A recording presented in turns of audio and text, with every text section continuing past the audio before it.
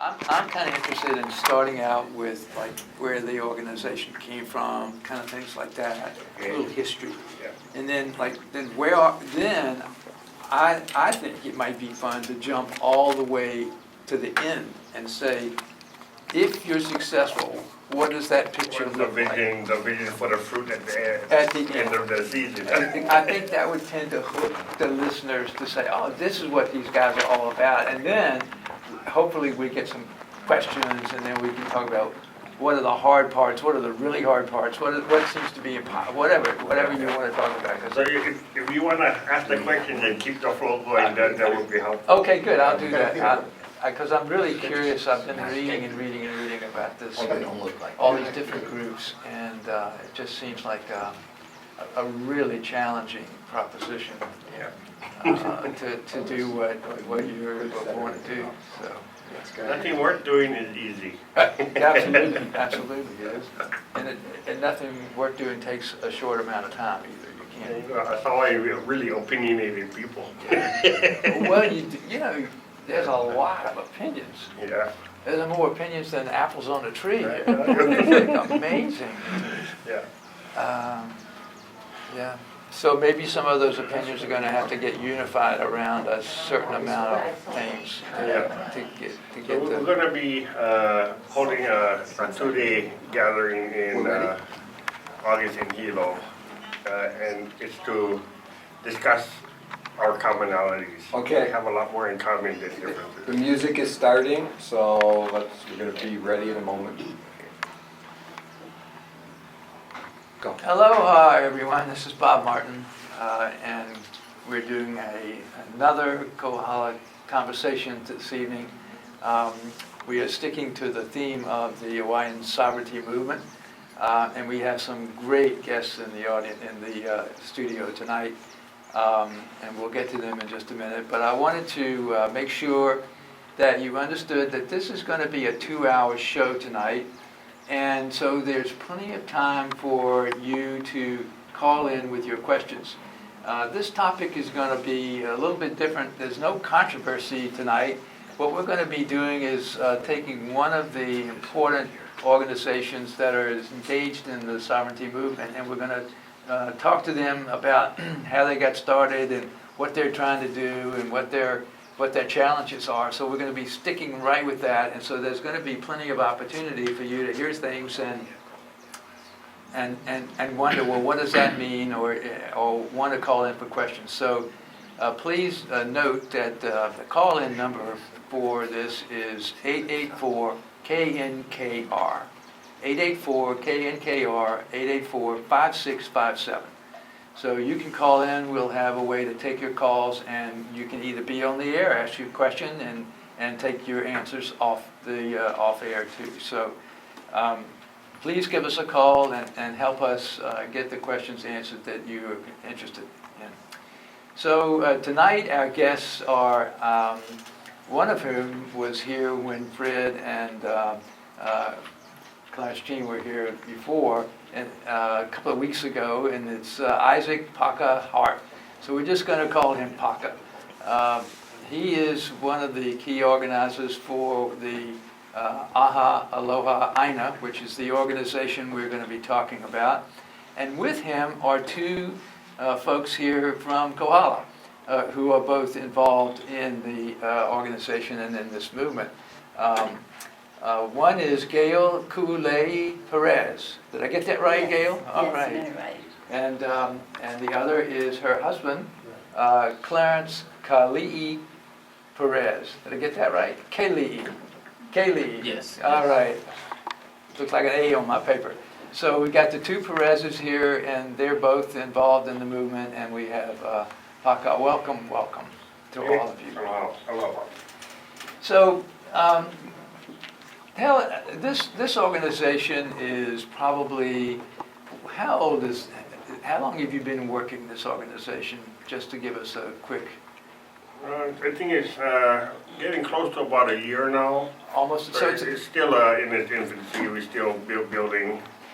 Right. Yeah. So it's a new starter, if you will, in terms of this whole sovereignty movement, and it's as far as I can tell, doing my reading, it's a kind of a novel way to go about it. And I haven't seen any other organization present this kind of material to anywhere. So before we get into that, tell us a little bit, all of you, each one of you may have different stories about how you got started and what interests you about this. So Paka, let's start with you. How did this happen? Well, for me, I got involved with Aha Aloha Aina because I've been constantly opposing federal recognition. Since the year 2000, I believe it started. Our congressional members are trying to push through what was known as the Akaka bill, and that's been going on since 2000. So it's a continuous battle to oppose federal recognition. We don't want that. Majority of us don't want that. Some people, unfortunately, have been Americanized, brainwashed and everything, and actually believe they are Americans, and they actually support that. And then on the other hand, we have organizations that live on federal grants, and because they depend on these federal grants for their livelihoods, and also individuals that are fortunate to get these non-bid contracts and things from the federal government, as well as military non-bid contracts. Those folks are that segment of the community that is supporting federal recognition. But a testimony to the opposition is that it has failed for now 16 years now. So we can see that the majority opposes it, although our political representatives in Congress support it. So let me ask this quick question for clarification.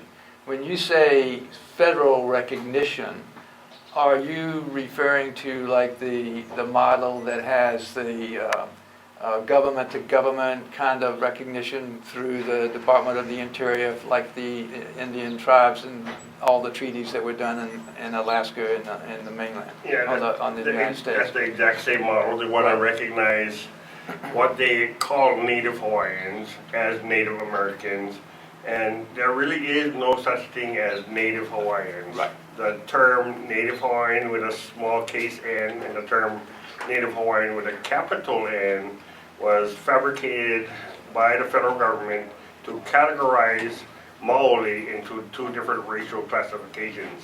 With a small N, you have 50% or more of the Aboriginal blood, and with the large N, you have less than 50%. So it was a clever divide and conquer tactic that the federal government used against us. So there's a lot of programs. If you have the small N, 50% or more of the blood of the Aboriginal people, you qualify for a lot of federal programs. And so there's a lot of money flowing down through that kind of a pipeline, right? And it's also, from maybe the federal government's point of view, a model that's been used with the Native Indian tribes and so forth over the years that's might be very convenient to, let's say, mollify some Hawaiians into thinking that they've got a nation again that belongs to them and so forth. Am I saying that too weirdly, or is that? The government, that the federal government is hoping that we create to have a relationship with them, a nation-to-nation relationship. It won't be as equals. The nation that we have, if we ever create one and go under federal recognition, will be under what they call a plenary authority of Congress. And that's more resembling to a parent-child type relationship. They're the boss and we're the child. So. Right. Yeah. So you don't want that. No. And in fact, the Constitution and the declaration that came out of the February meetings were more or less the outgrowth of that whole way of thinking. And that's why you, in the last time we were together, you said you boycotted that AHA. So. Yeah, so I boycotted that because, and the folks that voted for that draft constitution, as they call it, they were not elected. So all they do is they only represent themselves as 88 individuals. When there's 500,000 Hawaiians around the world of Kanaka Maoli blood, in addition to Hawaiians of non-Kanaka Maoli blood. So Hawaiian is a nationality, and a lot of people mistake that as a race. So we are the Maoli, that's our race, and Hawaiians included.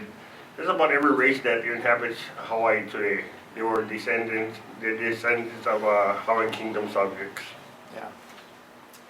So that process was flawed because the end product wouldn't be acceptable, and also because the process used got all fouled up, and people came that you feel didn't necessarily really represent the voice of all the people. And all the testimony that went on in 2014 would support that for sure, against the whole process and the DOI. Yeah, a simple cartoon, if you want to kind of think of what cartoon is. You have a whole pie, and then you have the federal government. They have 99% of that pie, and we have a piece of the crust. That's what will be the result of federal recognition. Okay, so that's what you don't want. Now let's turn and talk a little bit about what you do want, because that's where it gets to be fun here. So let's look ahead all the way to the end, and that I think you said it may be after you passed away by the time this happens. But what and all three of you, I'd like to hear participate in this one. Looking ahead to the end, what does your approach? What happens? How does it look when you've been successful? That's the question. And I know that's a complicated answer, but if you take a shot at it from your own point of view, if you will. Fully. So, well, for me, it will be successful when the right history is taught in the schools. It will be successful when our people and our children really understand who they are, not who they were told to be. That's a great beginning for me. And they will know also the history of their ancestors who stood against the Ku'e petition, the annexation. They didn't want to be annexed. yes. Today, many don't even know that. Still, even since it came out. And till today, it hasn't even come to Kohala. It went all around the whole Moku, and it never came to Kohala. So I'm bringing it here, this Kamehameha Day. It was supposed to come last year, but it was turned away. So this year, I'm taking a poll and a petition out for the people, because I know they want this. So if you go to, if you know you're from Kohala on Facebook, you can go answer the questions in the poll if you would like this to be done here. Okay. And they were gonna come and they're gonna, and I was just looking at it last night, and I looked and I saw my great-grandmother's name on there. Yes. And to have my grandchildren see this, once it's displayed, I think it will just really spark something in them that, that's missing. And so that's a great beginning for me. What year was that originally circulated? When did that The start? Ku'e was in 1897. 1897. Yes, and then it was taken to Washington, where it was successfully hidden. Where it was buried. Yeah, Where it made no headway at all. Yeah, and then it was found, and then the people were made aware of it, and we were all, I was shocked I never knew that happened.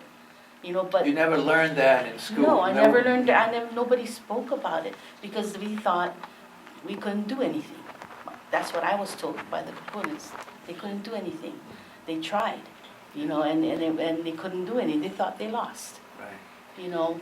Well, let's also recognize that the Kingdom Nation of Hawaii was recognized at that time internationally, all over the world, with ambassadors and consulates all over the world in many countries. Hawaii was recognized at that time in the late 1800s, even beginning before that, 1844 even, as a great nation in the world, participating in the world. Right. And Hawaii never lost that status internationally. Right. That status still exists. Yes. So that's what you're saying, that petition was, no, we don't want to have the vote the way it goes, and people did vote, and it got overlooked in the way the federal government dealt with Hawaii at that time. That's a nice way of saying it, yes. Well, I'm not sure about nice. I'm just trying not to mince words, Yes. you know, because it's important to at least say what it is when Right. it's real. So, so you're saying that one of the things that you look forward to seeing, if this ever comes to pass, is education in our school systems around what the Hawaiian nation was, what the Hawaii people were, and how that was internationally recognized and understood all around the world. And you want that restored, is what I'm Right, hearing. because when I first started out with this, and I was a young mother when I first came to Kohala, after I graduated high school, and I was a young mother, and my husband and I started to do the mo'oku'auhau, and we began to find out things about who our ancestors were. And that led to more questions. Then we started talking to the kupunas, and then the kupunas started to gather, and we started to follow. At a young age, we started to follow them and listen to all and get ourselves educated. And we found out a whole lot more. But at that time, him and I were looked upon as crazy. Yeah. Because I said, I'm not American, you know? And they're looking at you like, what are you talking about? You know, your own family. But that's what, you know, when you're a Christian, that's what you're about, the truth. Yes. And I said, well, this is hard, but I'm going to stand on the truth of who I am. And then my mom, who was born in 1925, she started to do her research to get Hawaiian homes. And you only could get if you were 50% Hawaiian At that time. at that time. When she did her research, she began to find out who her grandfather was, and they were prominent in the legislature in the Hawaiian Kingdom. You know, there were men who represented us, and she never knew this. She was the youngest in her family, so she began to share this with us, and then we took over the walk when they passed away, Yes. and so that became our walk. Yeah. And what's happening now is the end of what has been happening. They all were right. Right. All the sovereign, you know, we are sovereign. They all were right, but we need to come together, and this is what's bringing them together, Yes. I feel. Yeah. So let's turn to Keli'i. What do you see as the end? One of the things that are important to you when this comes to fruition, what would you say? Well, like my wife has said, and she put it in a good way, you know, about all this, the schooling for the kids, because that's where everything got lost, from the schooling. For when you was born, it was lost when they created that social security number for each one of us. That was the beginning of everything. But I like to see happiness at the end. That's a great vision. Really. Happiness in the kingdom.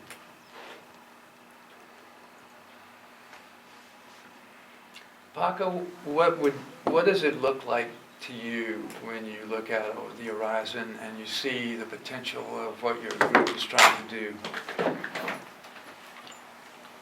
Well, I see a small but great nation with a thriving economy based on sustainable ways. I think we've moved so far away from sustainability that we might cause the death of the planet if we don't reverse our trend. So I look forward to getting back to a sustainable nation, and there will be commercial activities, but it will need to, I'm sure our government will create laws where it must comply with Aloha Aina. You cannot be killing the Aina to make money. Yes. The Aina needs to be here always.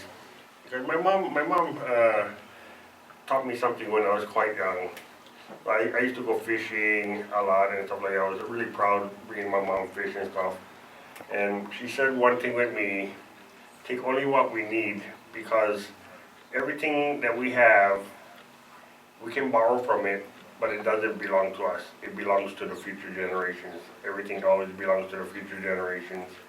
And back in the old times, I think they understood that very well. There were kapu to protect the breeding population of fish and things like that. And if you violated a kapu, your family could be banished from the ahupua'a, or you could even be put to death for catching a fish out of season. That's how strict they were with that. But I see a thriving, happy people and education based on truth.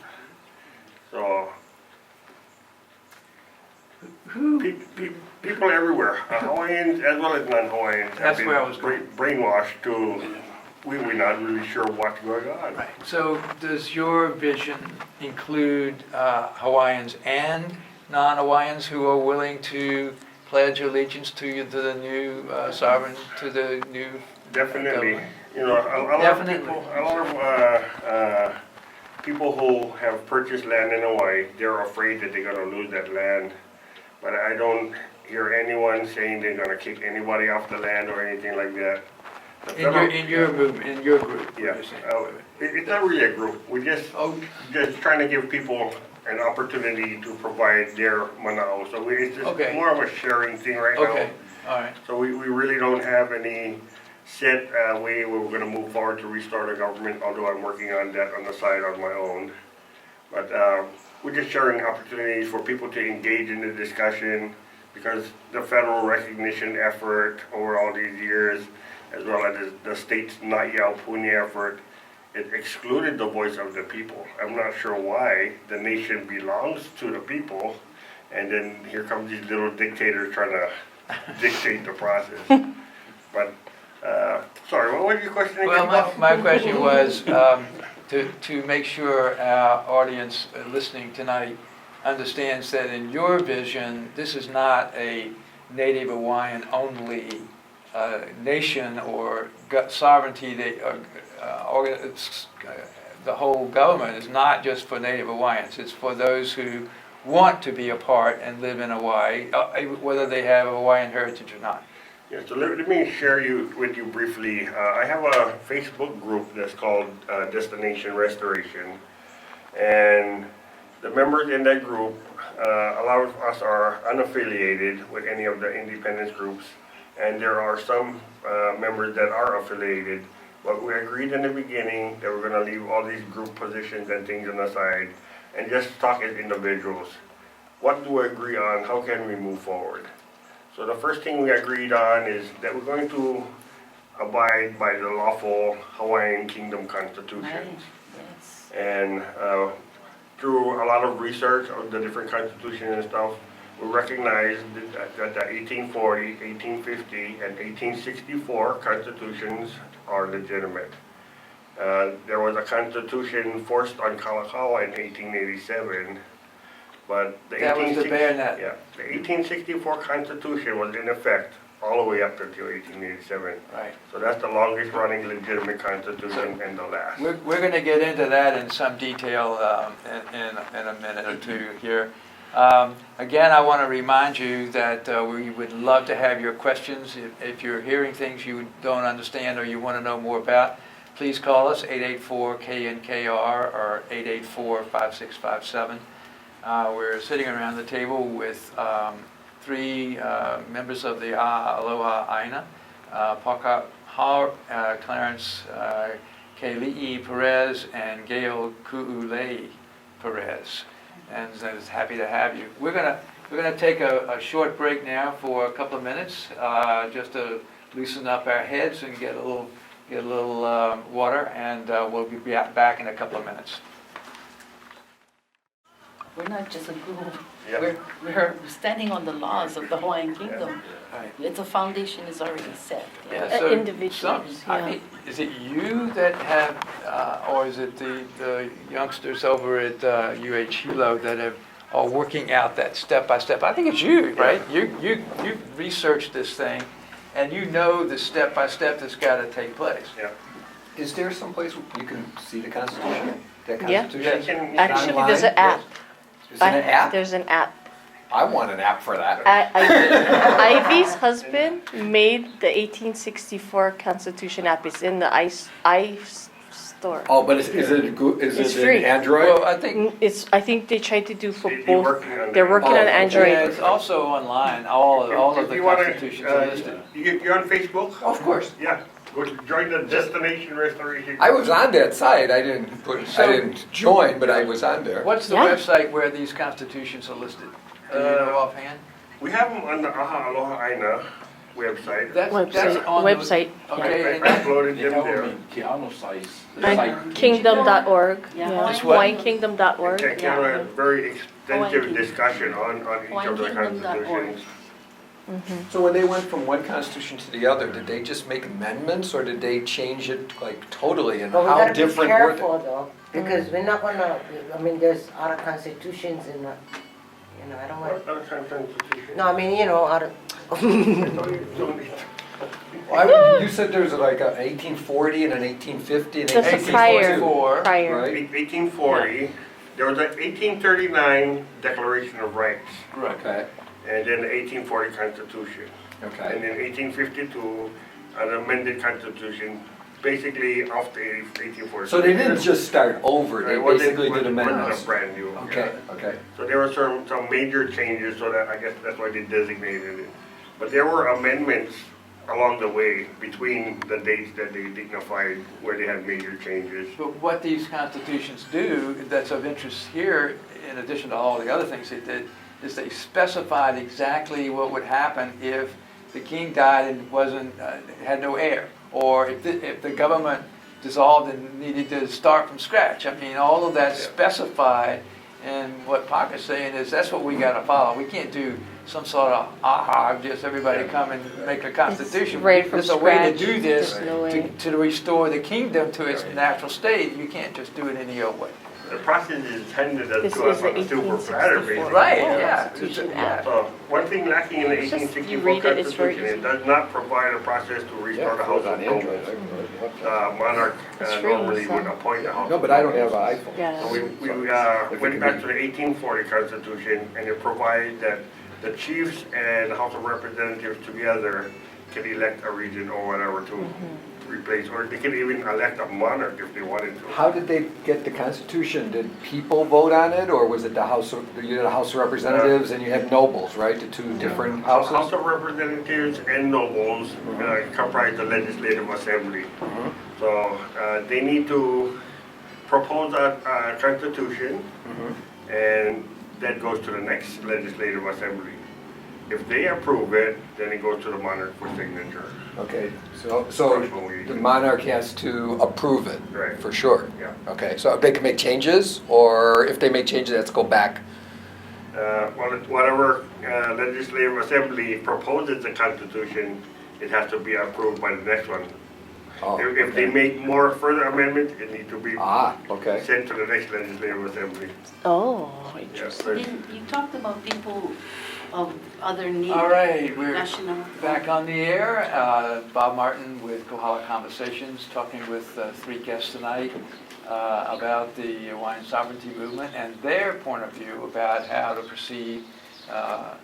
Their organization is, I guess it's an organization, but it's people coming together around a theme about how to go forward here, and it's Aha Aloha Aina.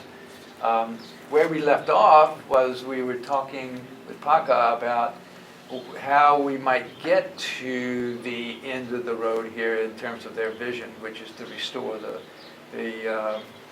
rightful place in the international community of the Hawaiian nation. And that is that there are ways to do this that are specified in the constitutions of the Hawaii Kingdom going all the way back to the beginning. And so that is the process that this group is looking at very carefully. And I'd love to hear how that kind of goes forward, Paka, if you can just tell us what that might look like. So I don't want to confuse the issue here. The actual process that I'm sharing is not a part of Aha Aloha Aina. Aha Aloha Aina Okay, good. is just a organized effort by individuals on all of the islands to hold meetings in the community, to give individuals opportunities to engage in discussion and bring their manao forward. So because the nation belongs to the people, we want to hear what the people want. So that's basically what Aha Aloha Aina is. So it's like a forum, just Yeah. people getting together. Yeah, so we use what is called the Kino Model, which is like a body with arms and legs. And on one hand, we have the politician type folks. On the other hand, we have the spiritual folks.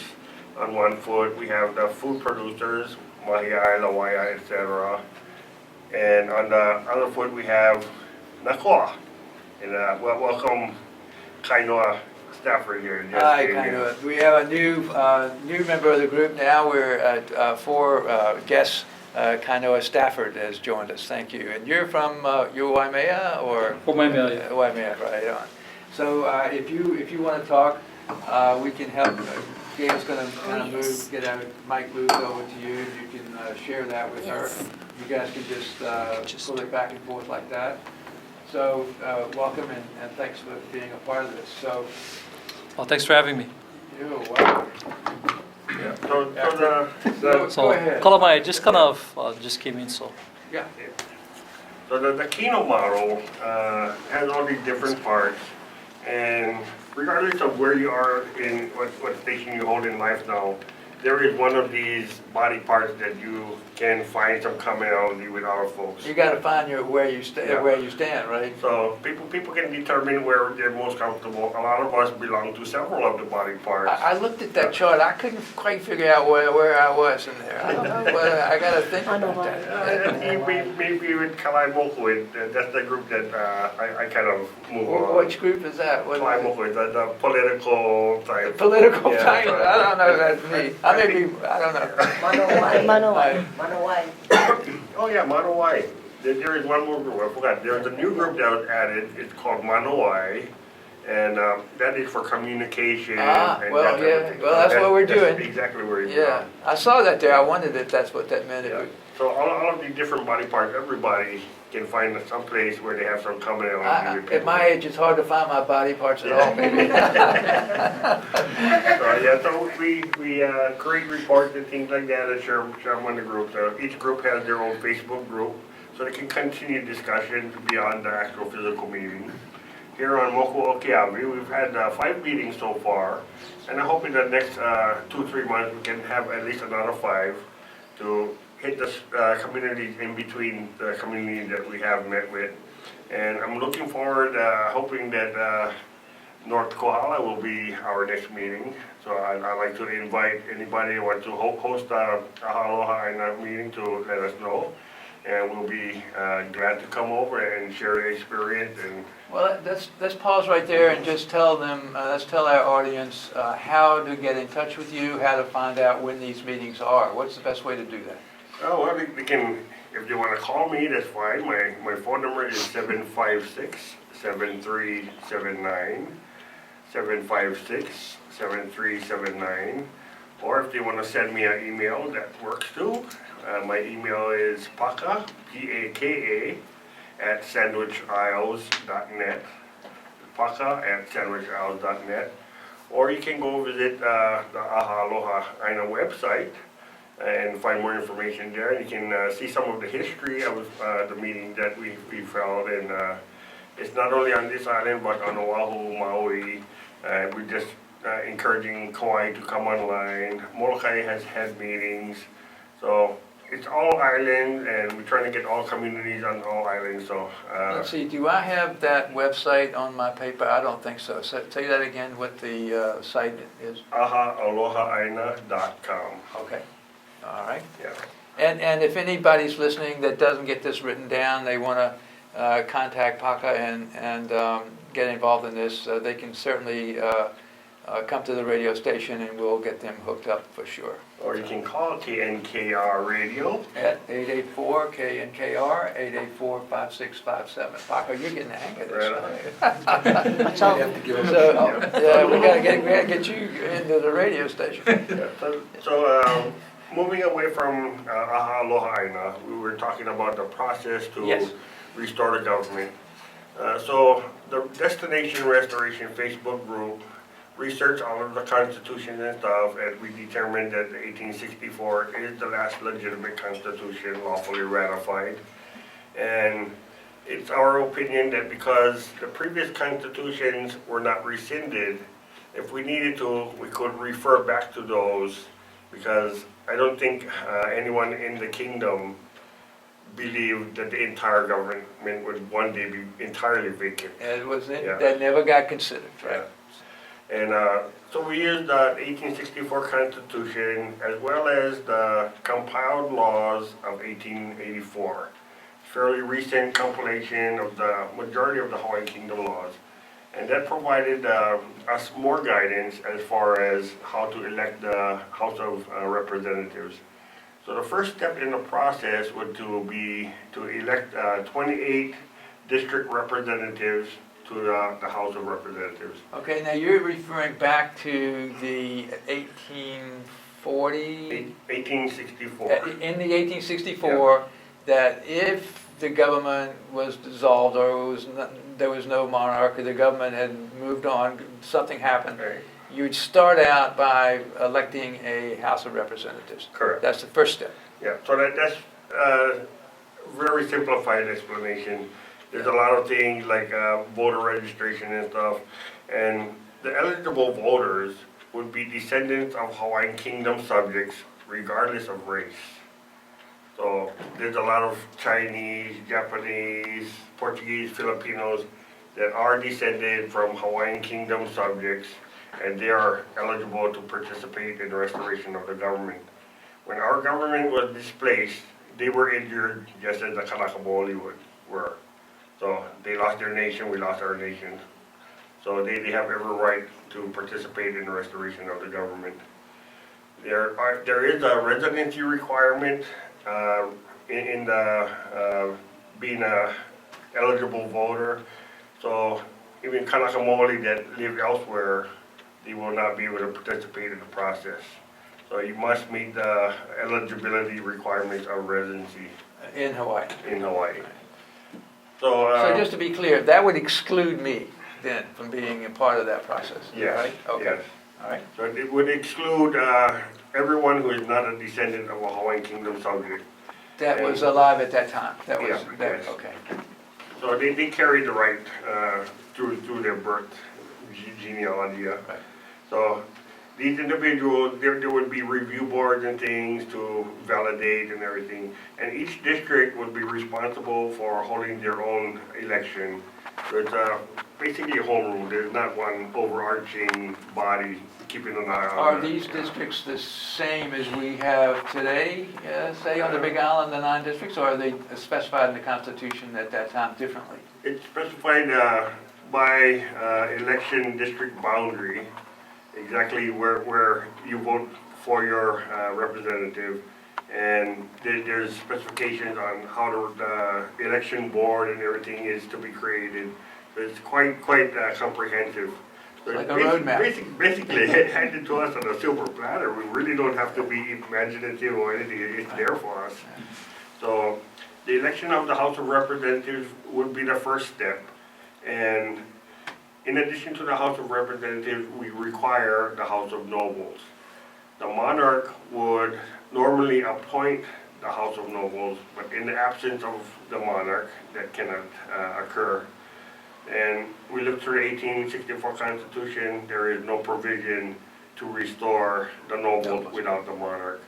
So we looked further back and we looked at the 1840 Constitution, and in that Constitution, in the absence of the monarch, the chiefs and the House of Representatives together could elect a monarch if they wanted to. They could elect a regent to act as the monarch. But through the discussion, majority participants thought electing a regent or a monarch right off the bat would be consolidating too much power in one individual. So the participants thought it would be best to have a council of regency. So there would be several individuals, and we're also looking at the districts. So we would have one regent for the Council of Regency from each district to distribute the power. And these regents, along with the House of Representatives, would then move forward to elect the nobles. So that's the first step. But once we elect the House of Representatives, they'll basically take over the process. So that's all the authority the people have, is to move forward to elect our representatives. Beyond that, we really don't have authority to be dictating any process. So it'll be, need to be in conjunction with discussion with the House of Representatives. It would be then determined moving forward by the people who were elected, and whatever their stand on anything was, and it would sort of self-perpetuate at that point, right? But everything is written in the constitutions, so we have provision to follow. They don't have to create anything out of scratch or anything like that. So the question that comes up for me is how do you get this to take place in an environment where there's, I don't know, literally scores of different points of view about the sovereignty movement and what we should or shouldn't do and so forth? How do you get everybody to coalesce around this kind of a concept? Okay, now we go back to Aha Aloha Aina, where the people discuss what they want, and it appeared that the majority of people respect the laws of the kingdom, and I believe that's the commonality that will carry us forward. And we're not going to be seeking any state funding, federal funding. It will be a true grassroots effort. That way it will not be corruptible. So we'll start off with the truth. That's what I want to have, a truthful nation. And you know, anytime you involve money in anything, it corrupts. So this is going to be an all-volunteer effort. Every district is going to be responsible for their volunteers, for their election. And Well, where would Kohala fit in the district scheme? Is a district as big as one island, or what size?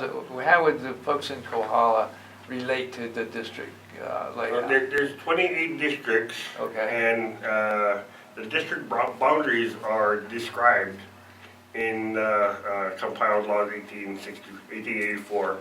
So you can find the description of the boundaries in there. We've been looking for the district boundary maps for several months now, and I believe we may have just found them. All right.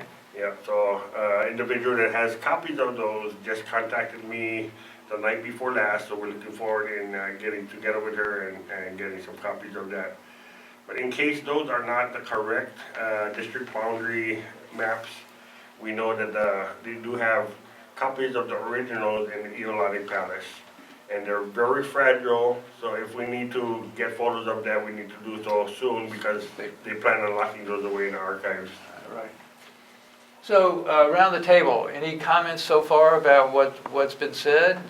You want to add or make some points of your own about this process? I have No. a question. Yeah, there's a question. Gail's got a question. Okay, Paka.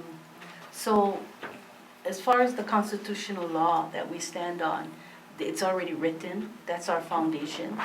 So, for people who want to know out there, like, they may be Americans and not Kanaka, how can they become, because I know how they did before, will it be still the same process? They had to be naturalized?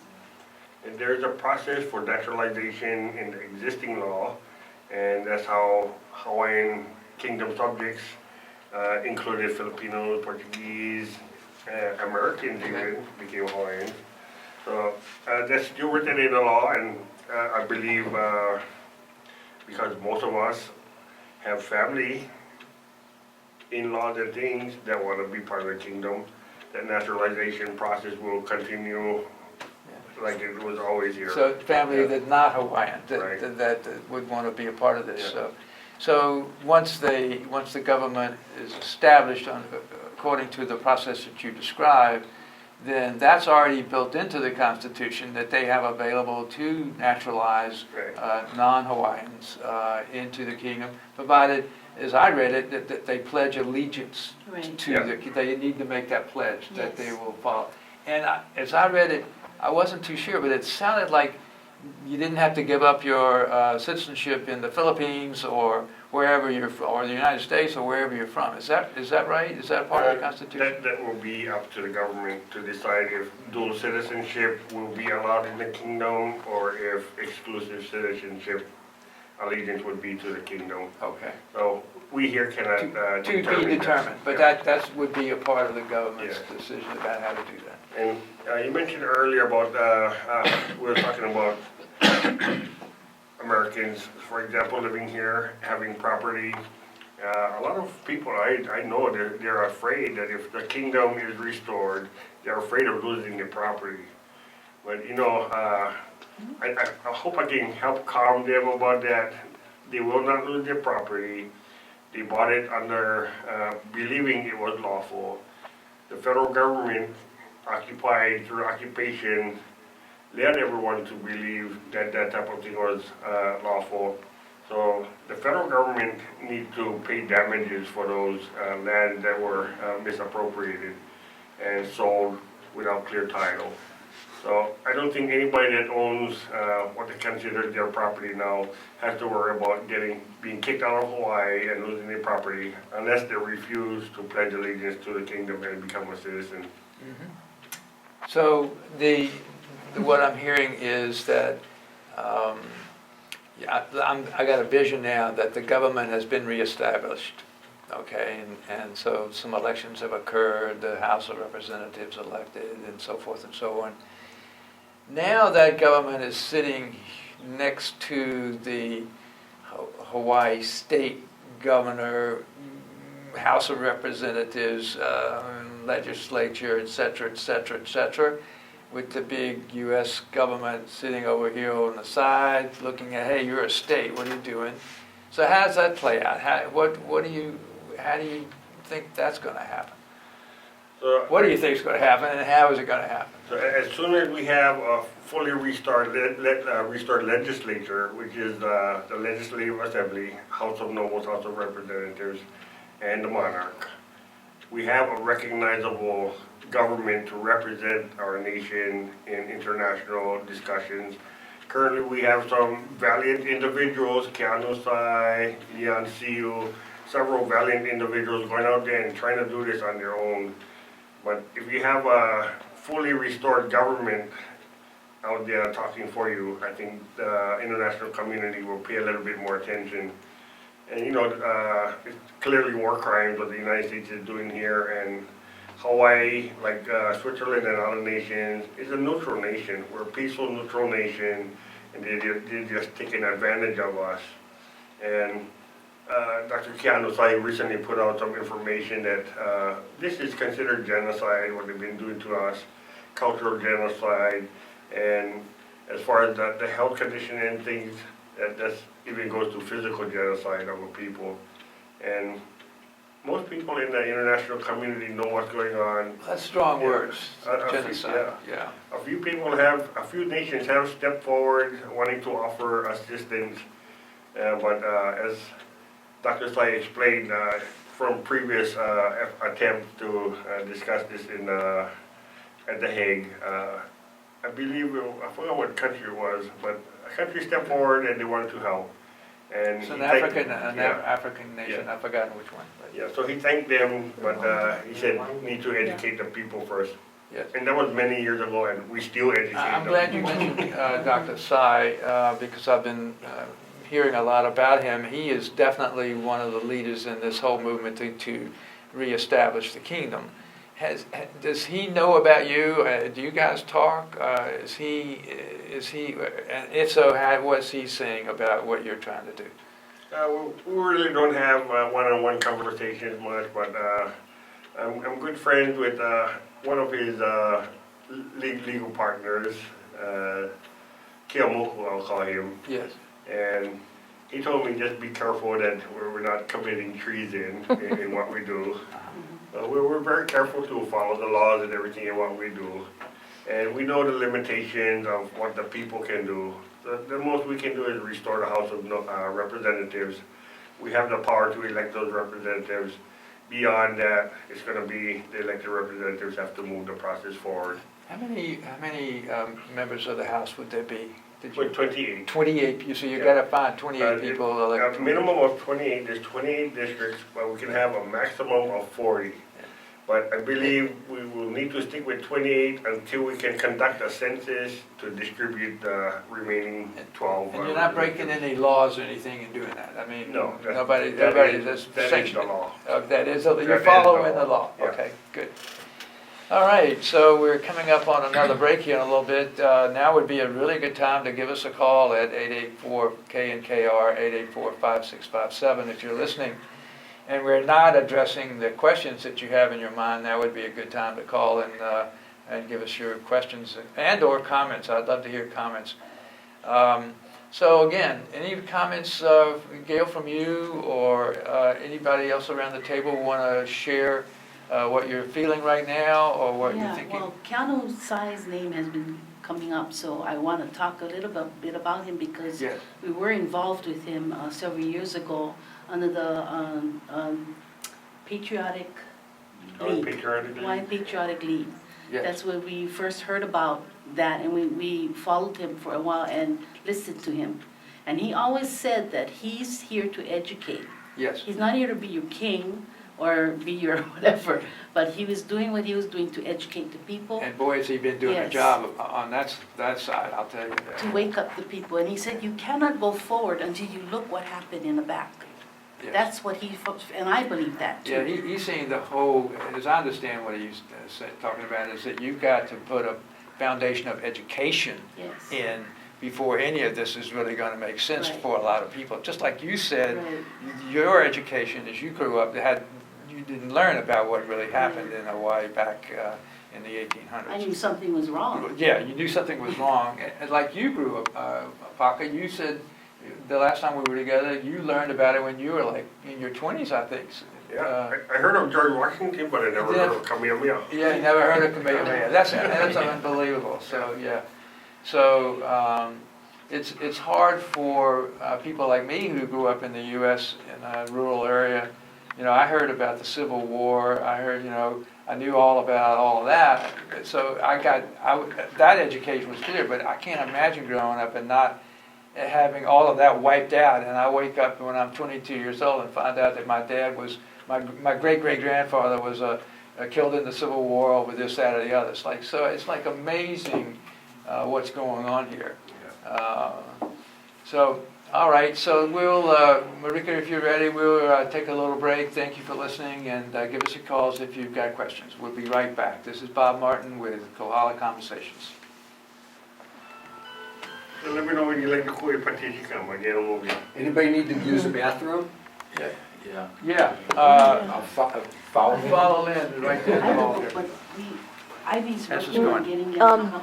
Yeah, But we there's wanted to- some things, maybe the husband and wife can sit together because he can sit more closer to them, and then my husband can trade places with him. Because then they're more used to standing, being close, so I was like thinking husband All right, and wife. so we'll move your chair. No, yeah, just move him and You his just gotta move him Yeah, over here. yeah, People here need This was, because they're used to being It's together. like a whole island, yeah, compared to everything else. Which is good. Don't get contaminated by Kona. Uh-huh. I'm gonna move your husband close to you, so you guys are close. Yes. You guys are more easily, Gone over here. yeah. I hadn't seen that one. Yeah. Bon. there's a good article. There's the four there. Thank you. And then, No bad for you. looking for you.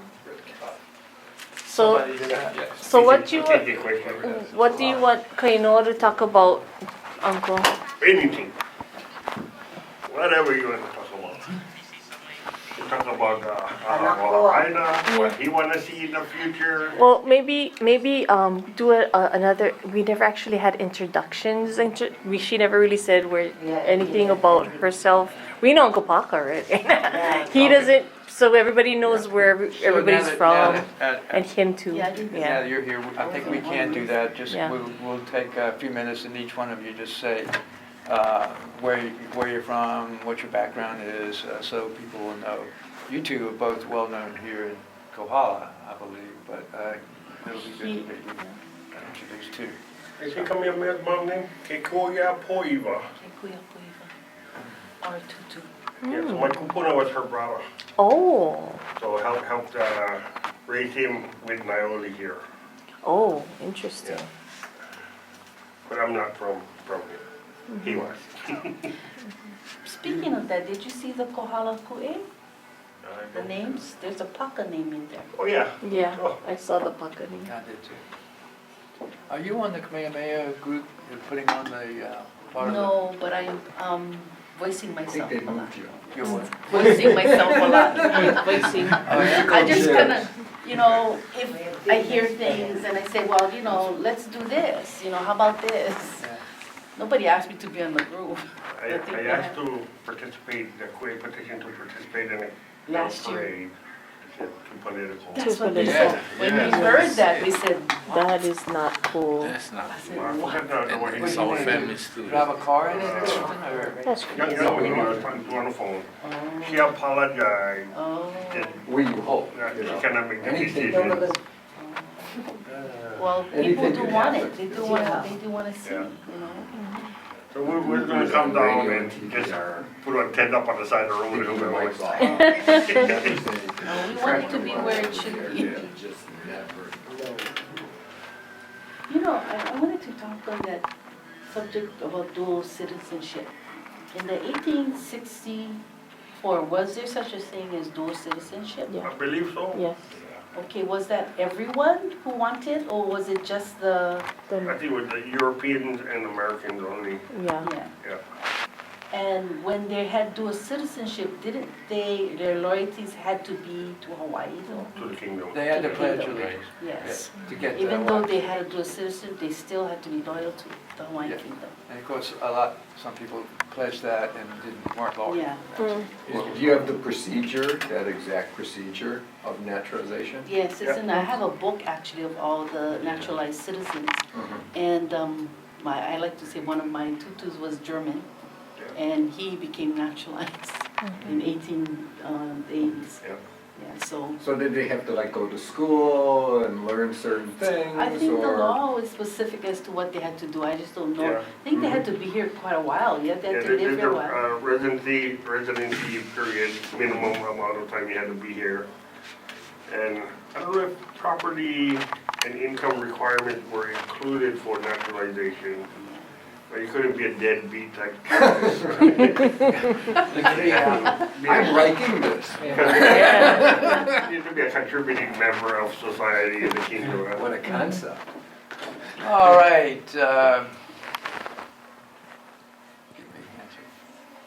This is the ID, Oh, this is the station Thank ID.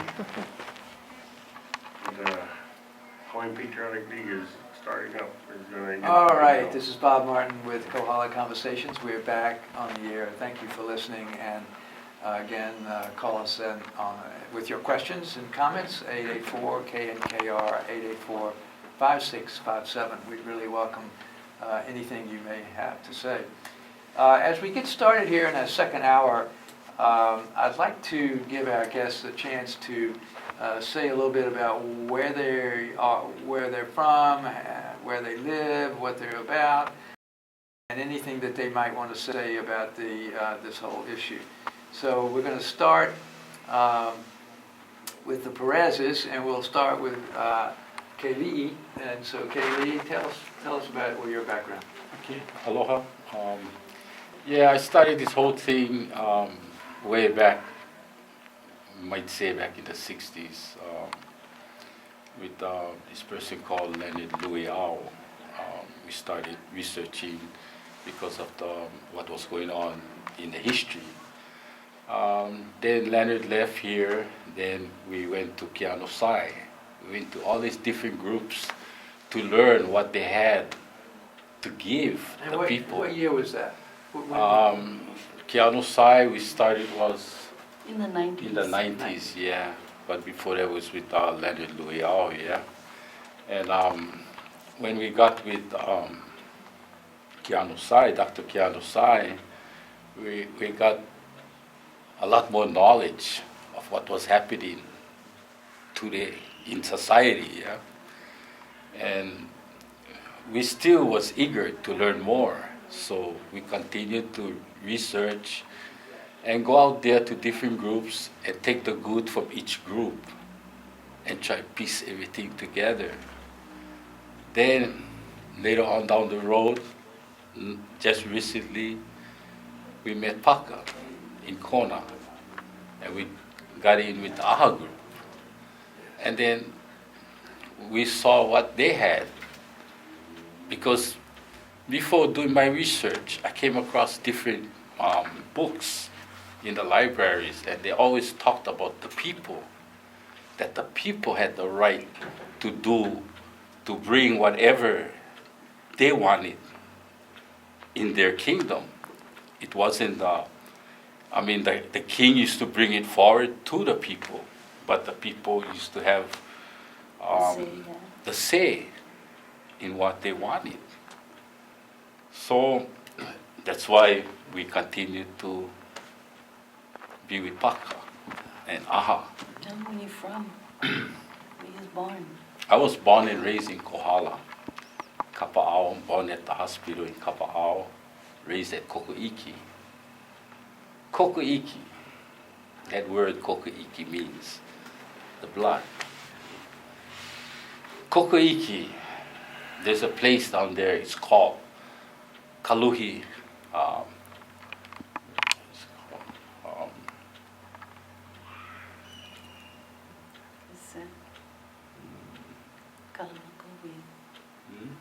The Eye of the Nation. yeah, there's a place down there, it's called the Eye of the Nation.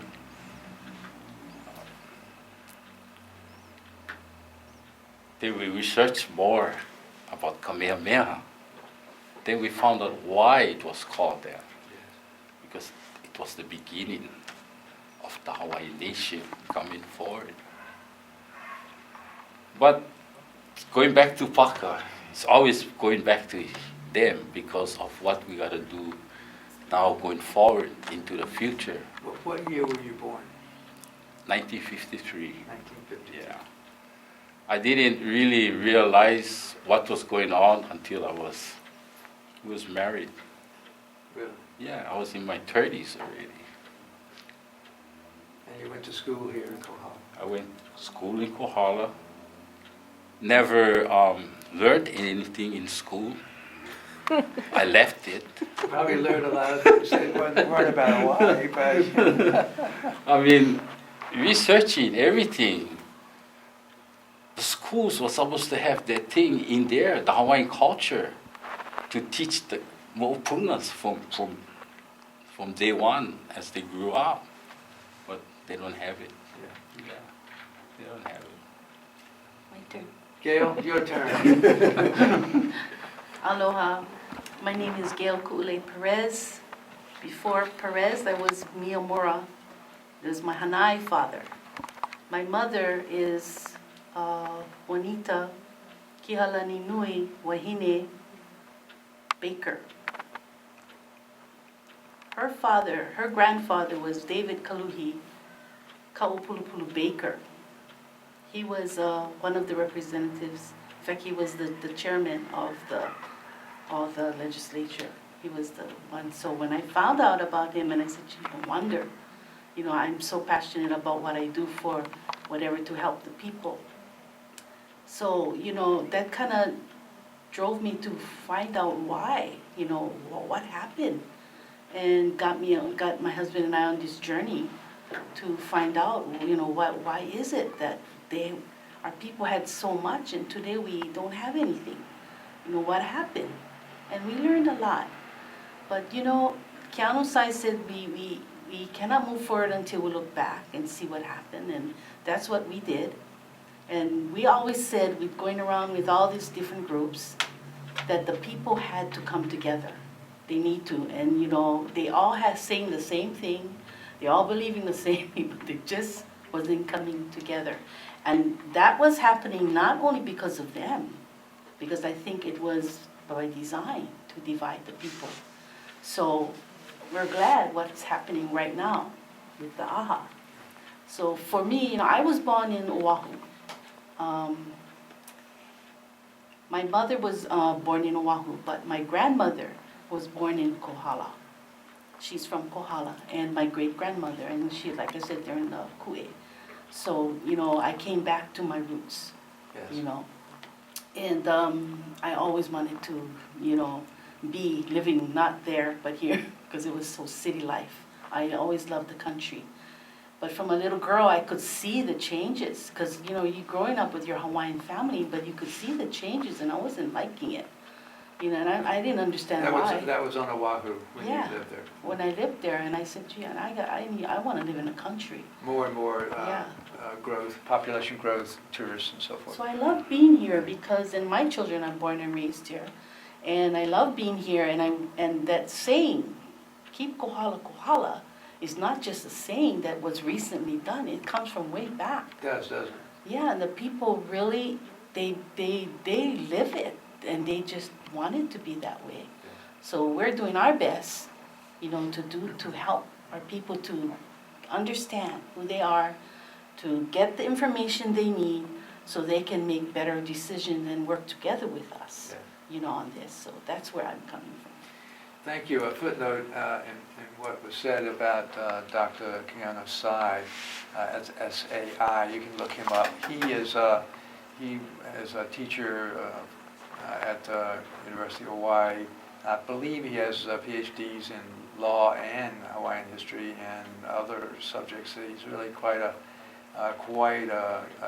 young man who's working very hard to make sure that the truth about the history, which he says that wasn't even taught when he was going through in the 1980s through the UH. But is now becoming more and more a part of the curriculum there. So you might want to look him up he's a pretty sound individual in terms of what really happened and what's going on now.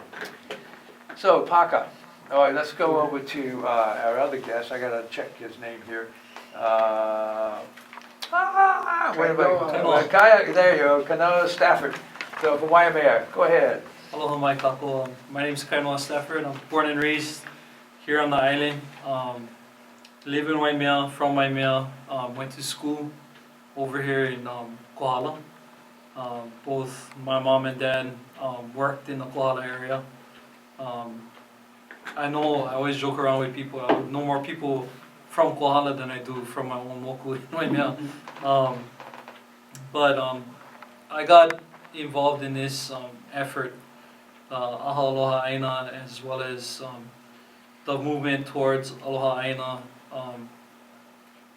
I guess from just so when I first got started in this, I was young.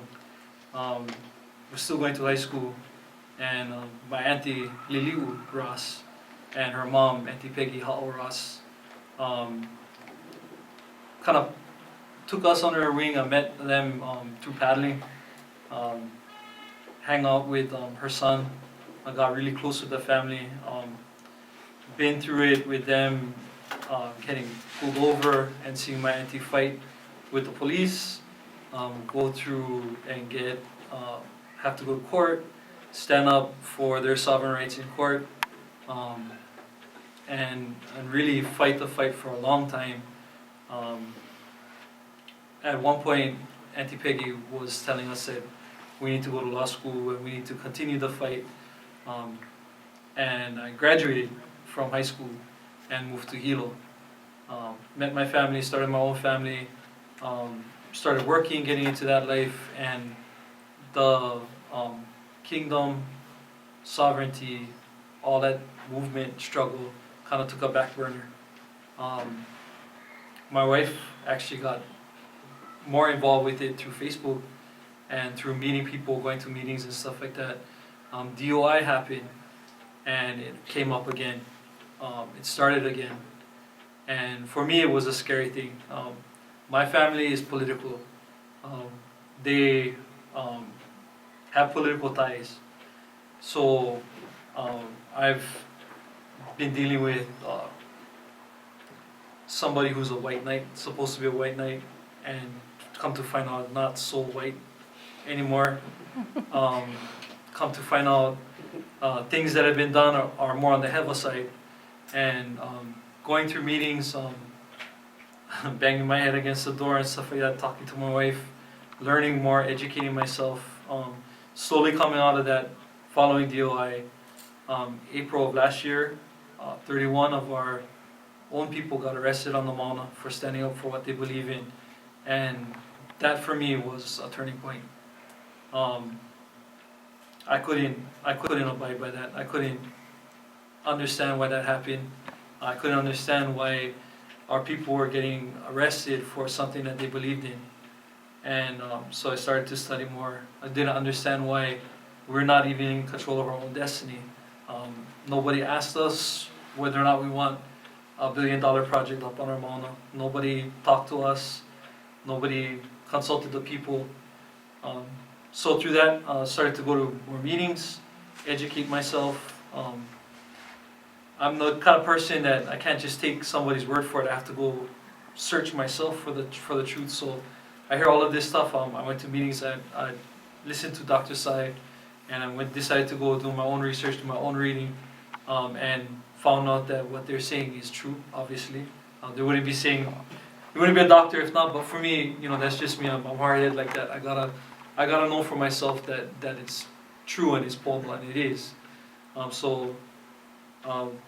Next effort we got into was Aha Aloha Aina. I really encourage anybody who's out there listening, even if you don't know, even if you're scared, I was there too. I was scared. I didn't know what to do. But if you come to these meetings, you can at least know the truth. Growing up and going to school, we were taught that our ali'i were stupid, they were drunks, they were all of these, this, that, and the other. And the fact of the matter is it's just not true. In fact, the opposite is true. The Hawaiian Kingdom of Hawaii? Hawaiian Kingdom was a very progressive society. If you go back in your research, you look at the things that are some of the best nations, best countries have in place. Hawaii had that in place first. Our ali'i were very kind people. They're very smart and intelligent, and had the Lahui's best interests in mind. So I really encourage anybody who wants to come to the Aha Aloha Aina to have it in your moku, to see where you fit into the kino, because there is a place for everybody, and everybody's included. Going through these meetings, you can tell it's a pono process because the people are with the process. It's not exclusive of the people, it includes everybody. And I think that's the main thing. Thank you. So, we were talking earlier about maybe having a meeting here in Kohala that you could set up. Is that something that might be done in the next month or so, or is that a little bit further out? What's your current thinking, Paka? Are you about ready to do that now, or? Give us a couple of weeks notice, we'll be here. All we need is the invitation and for the host to locate a meeting place that can accommodate at least the number of people they expect to attend. And we'll take it from there. So we operate out of our own pockets, so we won't be able to provide food or refreshments. We do try and bring at least water, and we kind of potluck. We bring whatever we can bring to share with the community. But to get a meeting done, get a meeting organized here, you're looking for a host that can line up a place, Yeah. And help coordinate it, Yeah. put some posters up and stuff like that. Is that? Yeah, good sheltered meeting location with electricity, because we do have some information to share on the projector. So if you can get a projector screen with a projector, that would be excellent to connect to a laptop. So there's a lot of information, and we've been very fortunate here on Moku Okeawe. Kukahakalau has been pretty much our main presenter in these meetings, and she's one of the best educators I've ever met. She makes it so simple to absorb the information that we share. So I think that's, we're very fortunate on this island to have her as one of our leading presenters.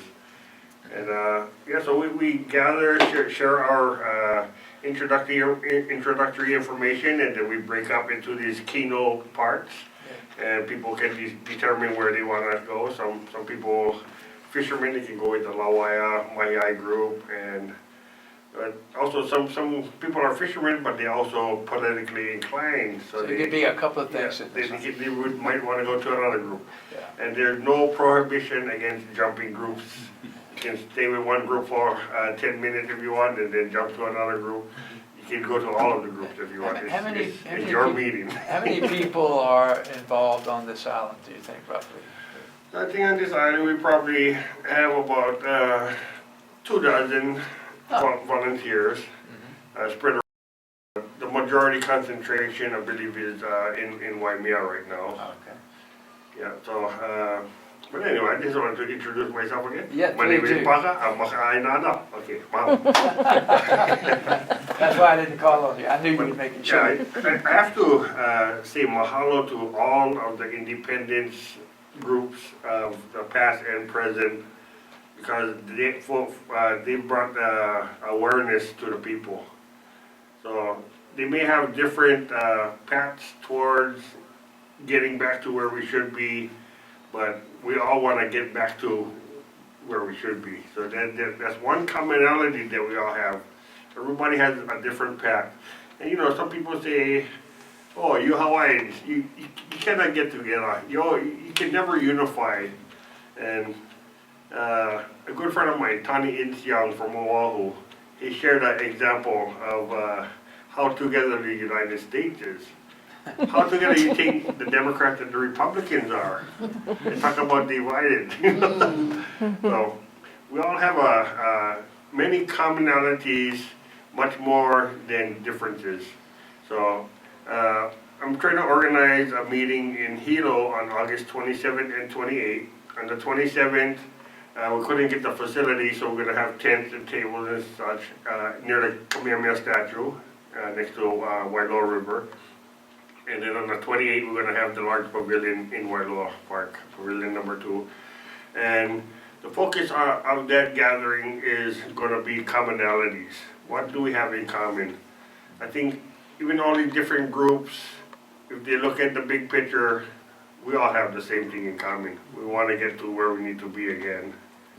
Yes. And I think if we can build relationships on our commonalities, our differences will disappear.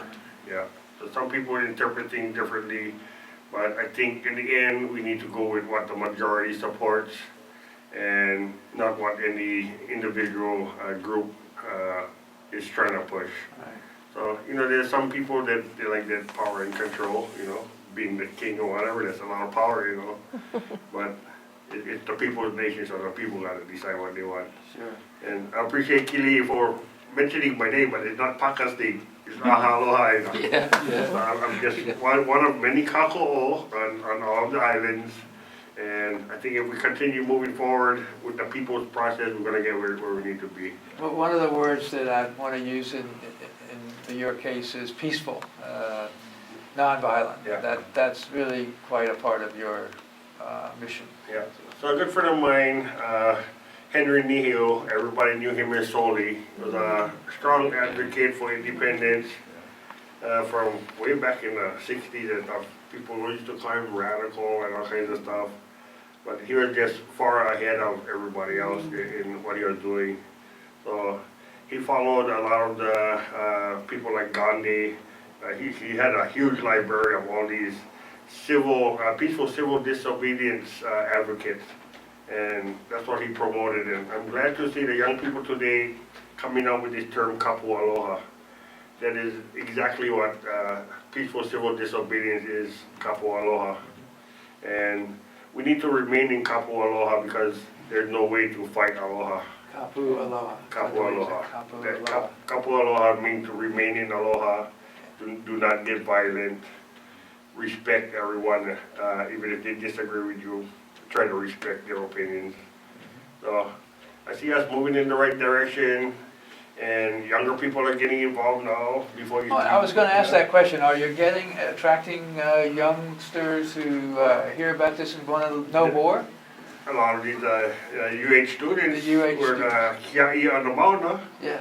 So they're actually young people, but they've developed into leaders.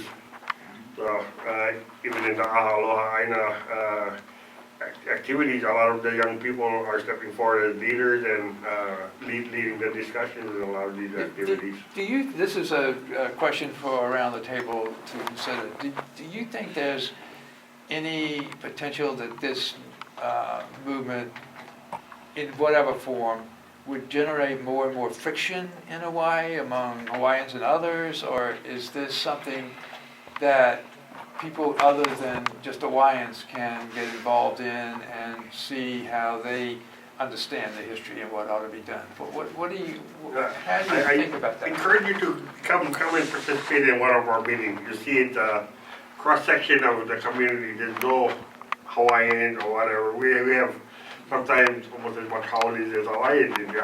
Well, I was going to ask you, so you have some people who are not So Hawaiian. it's open participation because, like I said, people that are Americans now, they're gonna eventually want to be naturalized if they want to stay in Hawaii. So we want to include their mana'o in the discussions. It's not an exclusive process. It's for everybody. So it's not against people who are non-Hawaiian? Not It's at all. not against, it's really, what I have come to understand it is you're looking at a future that's going to be best for everyone, not necessarily just for Hawaiians. There are aspects about the government and the way Hawaii's been treated and so forth and so that an Hawaiian kingdom would be able to repair, would be able to do differently. So The way you see it. I'm hoping for future we have a similar population to what we have here today. But I'm also looking at, you heard of Bhutan, right? Yes. And they measure their success in gross national happiness. So that's what I want to see here in Hawaii. So I think we all want happiness. Gross national happiness would be a good objective. You know, I hope everybody out there, if they see people in need, you know, there's a lot of houseless people wandering the streets or something like that. If you can help these people, help them. But you know, there's some that take advantage, stand by Costco or whatever, and then try keeping an eye on those guys in the late part of the afternoon, and when they walk away, they drive nice vehicles. You want this guy jump in this nice SUV after work. So it's a racket. Some of these guys take advantage, but there's also a lot of families and things out there that need help. So what other topics or subjects would any of you like to get into around this whole topic? What have we missed? What would be good to begin to finish up here in the last half hour? You know, when I was last here, Fred Controller asked me, how long do I think this is going to take? And I told him it depends how much resistance we get from the federal government and the state government. And, you know, I think they can see what's coming down. And that's why the big push now for the Na'Iaupuni Constitution, trying to do this federal Trying to find a resolution that's going to be quick and, I hate to say it, dirty, but. Like the Venus flytrap, they're trying to lock us in there. But even if that passes, that is an illegitimate process. We still have our claims in place. So a lot of people are afraid of federal recognition being passed. There's a rumor that Obama is going to create an executive order just to make it happen before he gets out of office. And regardless of what they do, it will not trap us.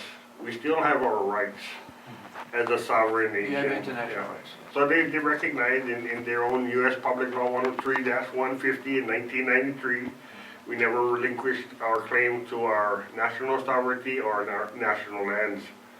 And just through that federal recognition process, that's another internal process like the joint resolution supposedly annexing Hawaii. It doesn't apply to us. So we can continue. I have a question for you, Paka, too. So you Better said speak up that, a little bit yeah, more you here. said that there are people who are not here, living here, but they're Kanaka, and they're living away. Yeah. What rights do they have? They have no rights. No rights? Yeah. Is that how the kingdom operated, that the laws, Yeah. that if they moved away, they could not? Yeah, there's a minimum residency. Which is a required, sad yeah. thing, because a lot of people are forced to leave. Yeah. So they And can they come. wanna So come you back. say not Kanaka, you mean like Maoli. Kanaka Maoli people, the Hawaiian people, that they were forced to leave here because. here, but they moved to because they California couldn't- because of they the couldn't live, affordable make a housing and so living, forth. yes. Okay. So- But they, so they would not be, They would not be eligible to elect representatives because they live in a foreign country. They don't live here. What happens here doesn't affect them over there. It's like us. But if they came back, If they came back and met the minimum residency requirement, I believe it was 1 year. If they came back, they could. if that's what the new government Yeah. concluded. And, you know, there are Maoli that live up there. Melissa Moniz lives in Texas. She has a Kainoa Hawaiian Civic Club up there, and she supports that because she knows that's what is written in the law. And Keawekane Marcel, he lived in Las Vegas.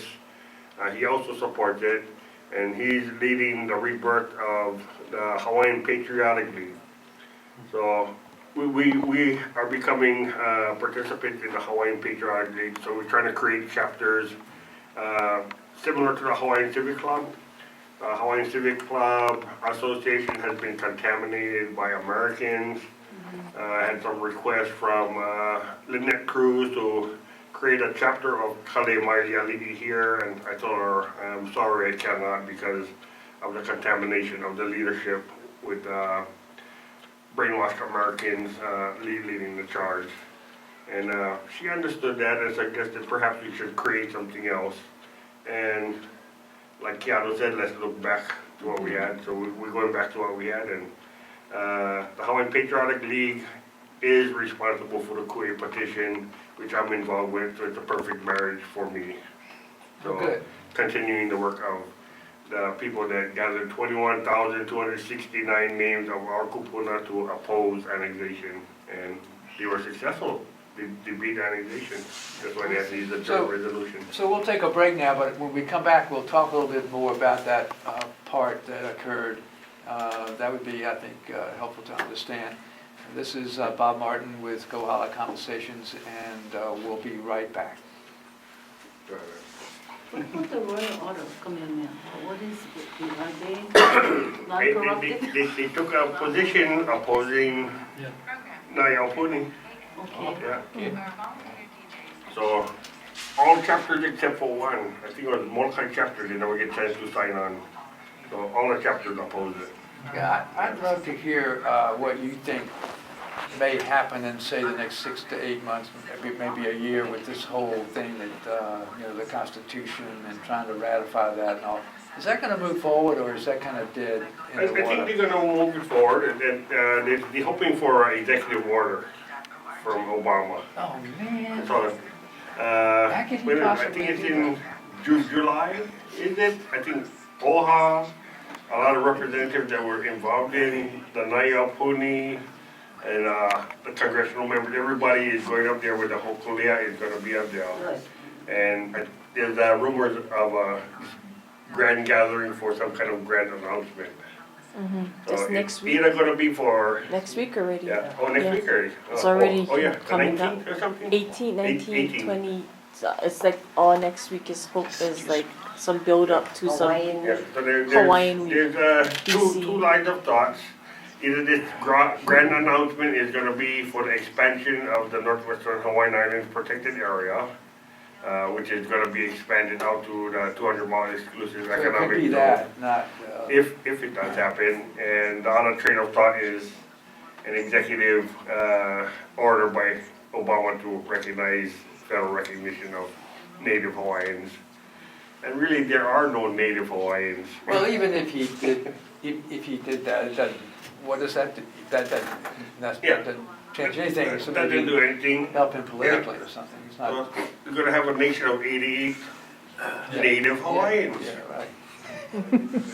And the rest of us, we still maintain our claims to our national sovereignty and our national lands. But they're just kind of piggybacking off of the whole Kule'a tour.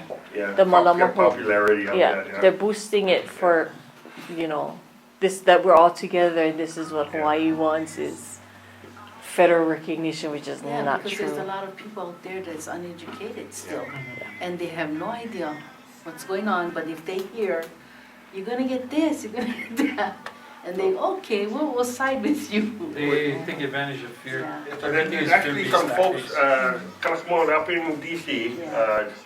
Jeanette Yun Ludis. Ludis, yeah. Yeah. So they're involved with Aha Aloha Aina, so they want to do this kind of thing up there. And they jumping in forward and offering any assistance they can give with whatever we think is going to happen in DC. They want to help us oppose it if he's going to announce executive order for Na'ia police. Or support it if we get the expansion of the Northwest Islands. So I actually wrote the plan for the Northwestern Hawaiian Islands in early 2000, and by the December of 2000, it was designated a core ecosystem reserve. My wife Tammy introduced President Clinton to the president at the National Geographic Auditorium in DC.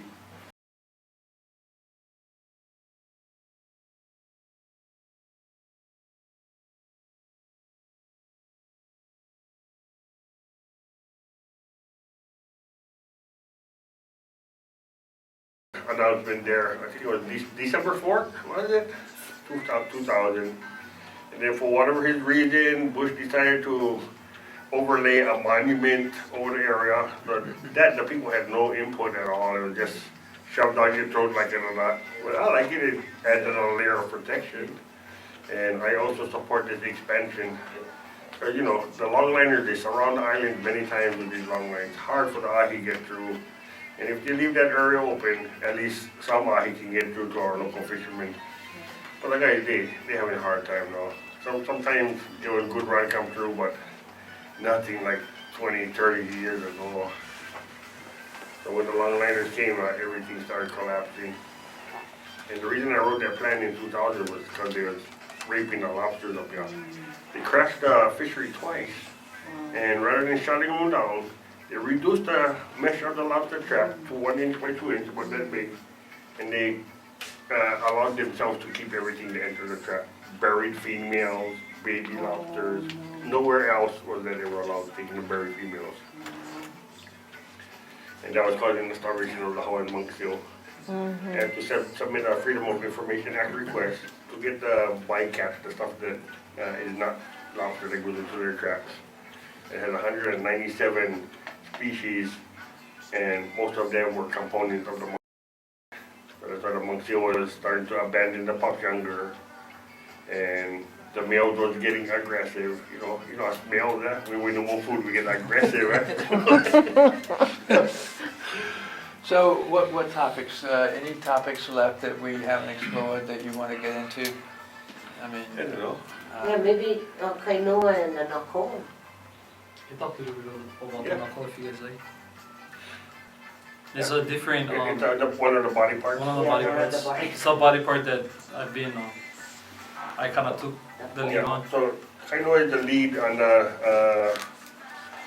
Nako group. So that includes police enforcement, security, warriors, all that kind of group. Firefighters, oversight, Yeah.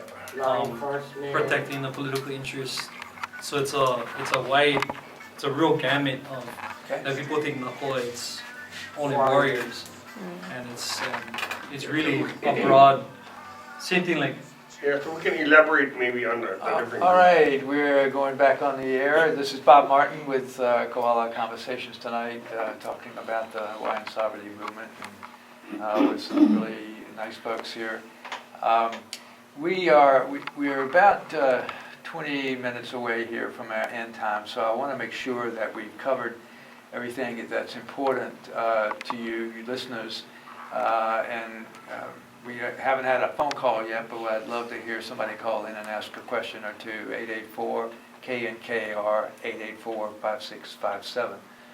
And around the table, we have not talked a lot about the details of how the organization that we're talking with tonight actually works. So it has to do with the model that they're using, and it's called the Kino Model.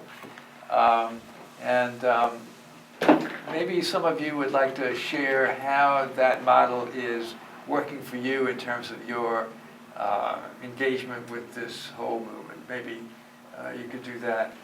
Sure. So my part of the Kino that I've taken an interest in is the Nakoa. Nakoa is one of the legs of the Kino. The other opposite or other side leg would be the Mahi'ai Lawai'a. So between the two legs, we support the rest of the Kino. The Nakoa would be considered, of course, warriors, but also encompasses firefighters, resource management, encompasses security, police, anything that protects the kingdom's interests, protect the political interests. We are the enforcers, but we are also the guardians. One of the things that we try and do in our group when we gather is talk about, just the basics. We're trying to get the core of the Nakoa together. Same thing like every other group. They have their core discussions. One of the discussions that we've had throughout the island is, basically what makes a Nakoa a Nakoa. What is it in particular that makes a person see something wrong and try and right it, is basically what it is. And, when you take everything else away, strip everything else down to what a Nakoa does, we right wrongs. We stand up for the people who cannot stand up for themselves.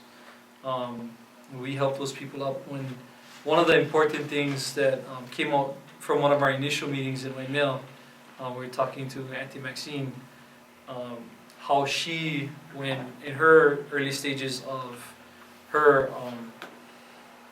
advocacy for her people, where she was living at the time, was the skills that she brought and saw that people are starving, people need help, they need assistance, and she was that person who kind of took up that cause. And that at the core is what Nakoa is. That is what a Kia'i is. That's we guard, we protect, and I think that's what at the core of what a firefighter is. Kainoa, what do you do in real life? I'm the head of a security at a major hotel. So this fits right in. Your role with the organization fits right in with what you're. It's kind of my career path and all of my experiences leading up to this point have kind of shaped me towards this particular leg. So can people jump from one part to the next? Yes. They kind of follow their interests as this thing comes about. So one of the big things is during times of peace and times of war, all of our Nakoa in the past had other responsibilities, other kuleana. They would be farmers and fishermen as well. They would be, of course, there was a core Nakoa group that always honed their skills. They were the elite people that took care of the ali'i, took care of their mo'i, whoever that was. But there was also the ones in time of peace. They would return back to their regular everyday lives as fishermen, as hunters, as gatherers, as husbands and wives, return to their regular. So it's the same way. I think all of the body parts cross over in some type of way, because Nakoa has to do with resources. They would cross over obviously to Mahi'ai Lawai'a, because Nakoa would be a branch of our political government. They would cross over with the Kahuna group as well as the Kalaimoku group, as far as enforcement. Yeah, a lot of crossovers, yeah. A lot. So, what roles, Gail, do you play, or where do you fit? Have you figured the Kino out for yourself? Was the Kino that I went in Kona? You were, yeah. Kalaimaku. Kalaimaku. Kalaimaku. I just said, okay, I think that's the one I'll go over there. But, we kind of went, that was the first experience of this, besides hearing on it on the internet, on Facebook. So we went to go see what it was about. And, we really liked what we saw and heard. And our goal is to bring it here to Kohala. Kohala is a very special place. And this is have you say that this is the hardest place. We've been for years trying to bring awareness here. And I know why. Well, let me make sure I understand what you just said. Mhm. Kohala is the hardest place to get people to understand, or what do you mean the hardest place? To get people to accept certain things, So I can try to explain it. It might take longer. No, take your time.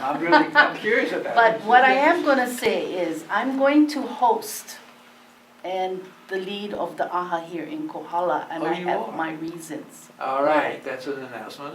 Yeah. Okay. So that's what I've been working on. That's why I've been so vocal and so, with the Kohala people to try and get things to happen here, because this is, it's a Kohala, if you understand about Kohala and the history of Kohala, this is the place that it will all begin for us, but this is the hardest place at the same time.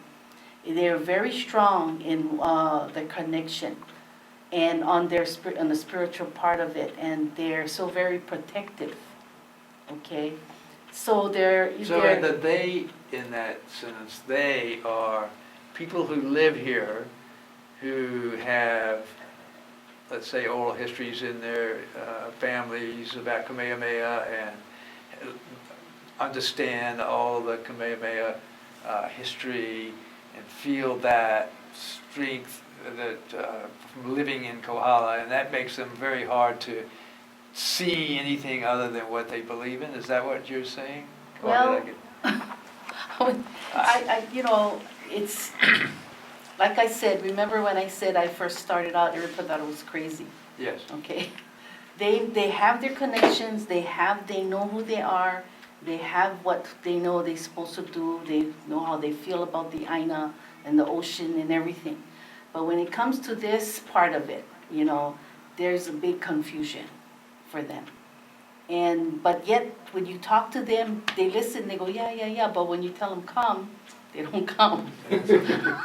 Well, So that's the part, so I know why, and You got your work that's cut why out I'm for you. leading this, Yeah. Because I want our people to come together and to, do something, to wake up. This is an awakening, and that's what Kohala needs to do. They need to wake up. We have a lot of people who have left, and a lot of people coming back, and they're kind of little confused about a lot of things, but they're not confused about who they are and how they feel about Kohala, strongly about Kohala. So I want them to get to a place like how we are. well, describe how we are. What is that? We know who we are. There's no doubt about it. Despite what anybody says, we know who we came from. We know, our ancestors. We know how, we should be living today and how we need to proceed. And that's what we teach my mopunas. They themselves go into the school and they educate. I tell them to respect, but sometimes I tell them you talk too much, just, do more listening, because, it's their schools. So that's what's happening. They need to be, a lot needs to be educated.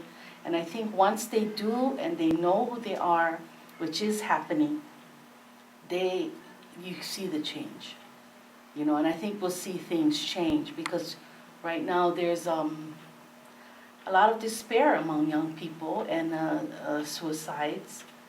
like in the American Indian nation, there it's happening in the Hawaiian Not to nation. mention drugs.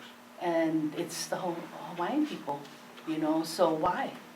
You know, so something has to change, and we want to be part of that change for them, you know, so that's why, you know, I'm gonna do this. It's like, I don't want to do this, but I'm going to do this, and with Keapua's help, you know, that's all I can say about that. Yes. Well, thank you. I really understand. And it's going out. Kohala Radio would like to be a part of but not participate in, but to follow your progress here in Kohala on this very important issue. So count on us as a way to help communicate in whatever way you may want to do it. So we're here, and that's what Kohala Radio is about. And that's what this Kohala Conversation is about, helping people understand different points of view, important points of view about issues here in Kohala. So it's a real pleasure to have you on the air with us. So we have a few minutes left. What final points around the table? So I would encourage Kohala Radio to come and participate in the Aha Aloha Aina process. It's I think a very good relationship building process where you can get to know more people in the community, and more people in the community can get to know you. And that might result in more phone calls next time. But anyway, I just wanted to mention that one of the Kino parts, which is a new addition in modern times, it wasn't from the original that was discovered by David Malo, but an addition in modern times is the Manowai. Manowai is the new addition, and that has to do primarily with communication, outreach, that type of activity. And, you know, over the past several months, that has been the main group getting the information out and doing daily legwork. And a few people involved with that is Camille, who's running our camera. Mahalo, Camille. Camille, by the way, is here video. And she's waving at us all right now. So if this ever gets online, which it probably will, you'll see that part. Thank you, Camille. We also have Ivy and Rahman, they're from Waimea. We have Kalama Niheo, whose dad was, everybody knows as Soli. I know him as Papa Kihe. And we have Healani, Sonona Pali. She's been a big help. Nani Omorad has been a huge help. She's on Oahu. She took money out of her own pocket, bought t-shirts, and sent them out to the different islands. And asking people to sell the shirts and at a profit, and just reimburse what she pulled out of her pocket. So she, so dedicated, she took thousands of dollars out of her own pocket and bought t-shirts and sent them out to all the different islands. And I also want to thank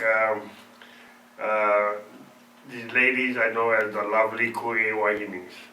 I brought the Ku'e petition back, Lynette Cruz, who was the main person sharing the Ku'e petition, had a dream, and she said in her dream the Ku'e told her that they want to go home. So she had thousands of name placards, and she sent the Moko Hokeawi names home first. So we only have about 800 or 900 placards, and we have thousands more to create. In Kona alone, there were over 4,000 signatures from Kona on the Ku'e petition. So tell us a little bit more about that petition and when it was and what it was about. And so that's the same petition we were talking about earlier. The Hawaiian Patriotic League got together to oppose the annexation efforts, and they collected the 21,269 names. And 21,269 names opposing what was going on at that time. Yes, and that was that the Queen Liliuokalani that asked for that petition to be actually created? it was a people's process. The people did that. So there's actually 2 petitions, but we have not been able to recover the second petition, which had approximately 18,000 names on it, calling for the restoration of the Queen.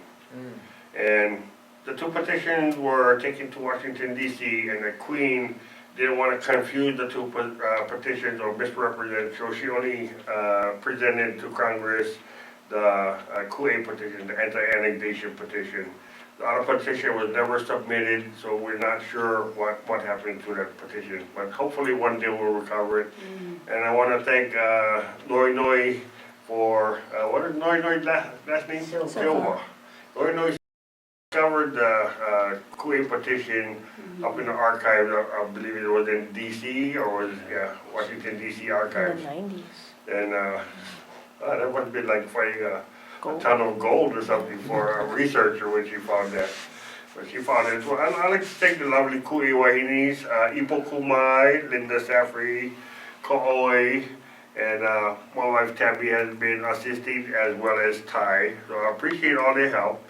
So I try to share them around the island, but because of the other things I'm trying to juggle, I can't give them the attention they deserve. So I've recruited these lovely Ku'e Wahinis to move that forward. It's always good to have a few Wahinis Yeah. around you, baby.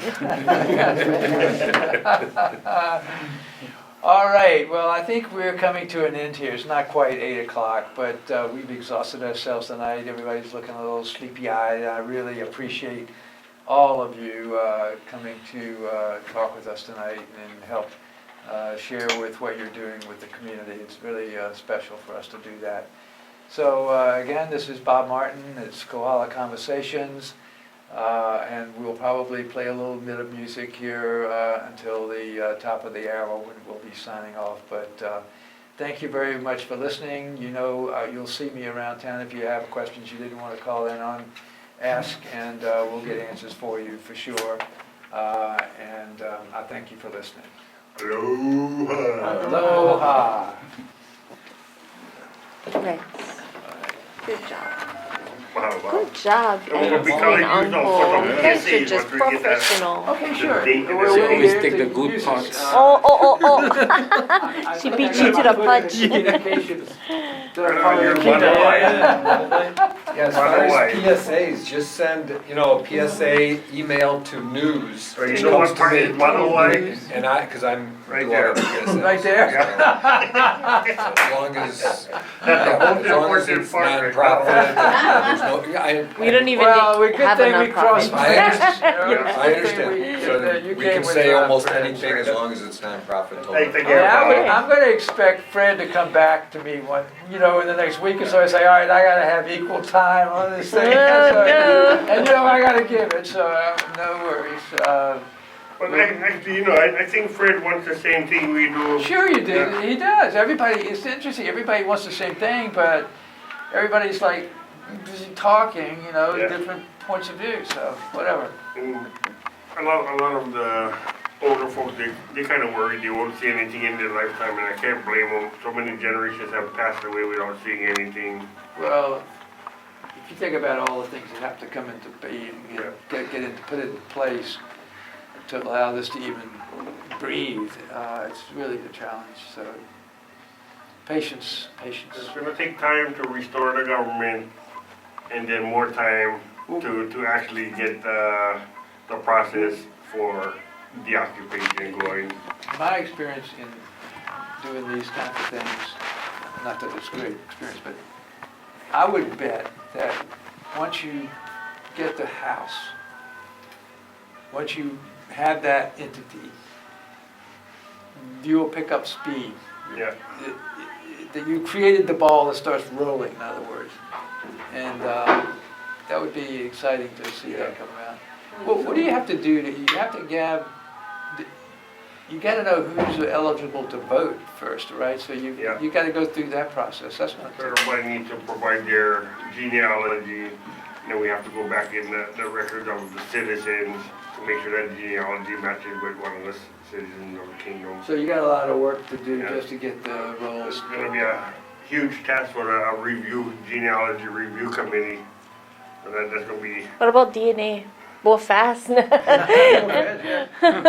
we can get the DNA from their kupuna. Well, some people don't have records, that's why. So, they burnt records. Hawaiian Homes did that on purpose. Kanakamori, Yeah. Kanakamori. The churches burnt, they burnt the churches. Yeah. Yep. Yep. As long as they live here. Yeah. 'Cause And that might I'm probably encourage one of them. those living away to move home even if temporarily. Where would that be, in the Kino? Because I always feel that the people who, have a right to know who their tutus are.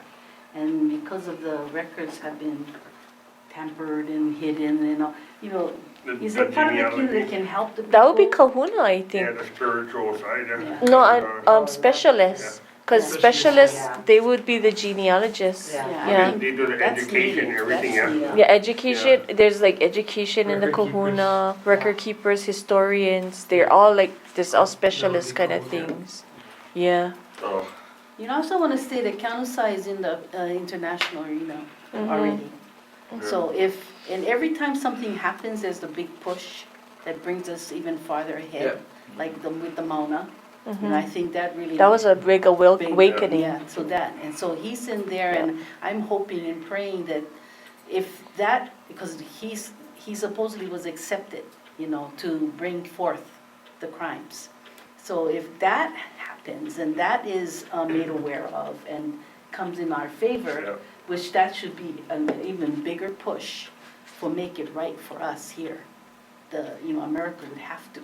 So that case is proceeding in the International Court of Justice? Is that? He filed he's with filed the. Court of Appeals, I It think. was Switzerland. Yeah. Switzerland. yeah, Road Yeah. court. The Hague, yeah. He's Yeah. filed that already? Yes, and they accepted him. War crimes. Yeah. And they won't accept you unless you have a case. Yeah. So they accepted You him. recognize it. They recognized You're it, as a so legitimate nation. we're waiting state, to yeah. hear about that. Yeah, okay. And I think that'll be a big push. But, for the longest time, I've always held that in order to free ourselves from the United States, we just gotta keep embarrassing them. Sooner or later, they're gonna be so embarrassed, they're gonna move out. But hopefully, because they created all this damage, they're willing to work on a transition, so it doesn't impact the people that live here too much. Because there's a lot of Americans that live here, yeah. And was it you that said the first thing that would happen when the change comes is that it'll be cheaper for us here? Yeah. Yeah. Yeah. So Jones that Act will alone go might away. bring the people back home. Jones Act. Immediately, Yeah. you become 30% cheaper because you no longer pay a federal tax. Yeah. Yep. And we won't have the burden of financing a huge military Right. or a huge space program. Right. Yeah. All our resources will be ours Yeah, and again. big corporations won't get all those huge tax breaks, so they'll pay their fair share. Sure.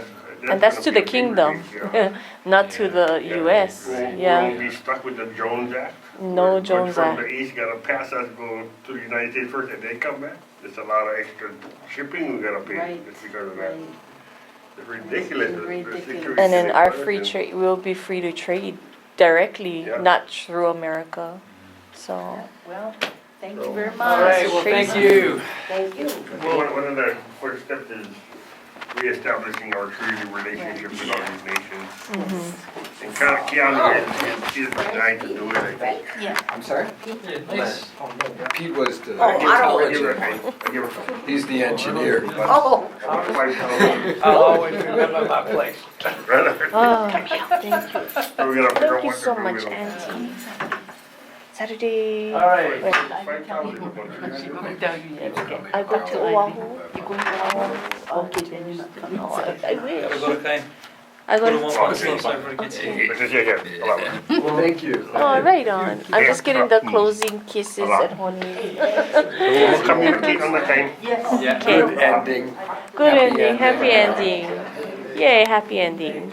Got enough people, If anybody pictures. needs to use the washroom before Okay. you leave. Okay, Uncle, you can unplug me. Thank you.